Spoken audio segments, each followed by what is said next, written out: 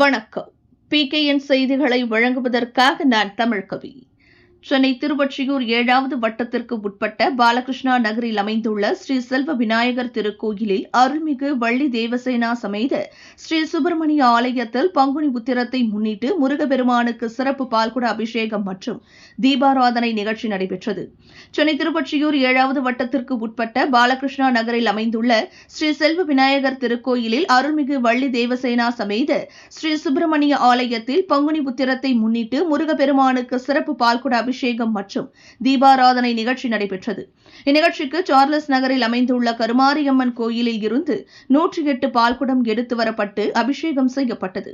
இந்நிகழ்ச்சிக்கு சிறப்பு அழைப்பாளராக காஞ்சிபுரம் மண்டல தலைவரும் கழக தகவல் தொழில்நுட்ப பிரிவு 7வது வட்ட மாமன்ற உறுப்பினர், சென்னை மாநகராட்சி பெருநகர சென்னை மாநகராட்சி அஇஅதிமுக கழக குழு செயலாளர் டாக்டர் கே. கார்த்திக் கலந்து கொண்டார். உடன் 7வது வட்ட மேற்கு செயலாளர் எம். கண்ணன், கிழக்கு வட்ட அம்மா பேரவை செயலாளர் சுப்பிரமணியம், மேற்கு வட்ட அம்மா பேரவை துணை செயலாளர் லட்சுமிபதி கலந்து கொண்டனர். மேலும் பாலகிருஷ்ணா நகர் குடியிருப்போர் நலவாழ்வு சங்க நிர்வாகிகள், தலைவர் கணேசன், பொருளாளர் ஸ்ரீனிவாசன், செயலாளர் புருஷோத்தமன், இணை செயலாளர்கள் சஞ்சய் மனோகரன், அசோக், துணைத் தலைவர்கள் விஜயராகவன், நரசிம்மன் அனைவரையும் வரவேற்றனர். இறுதியில் பக்தர்கள் அனைவருக்கும் பிரசாதம் வழங்கப்பட்டது.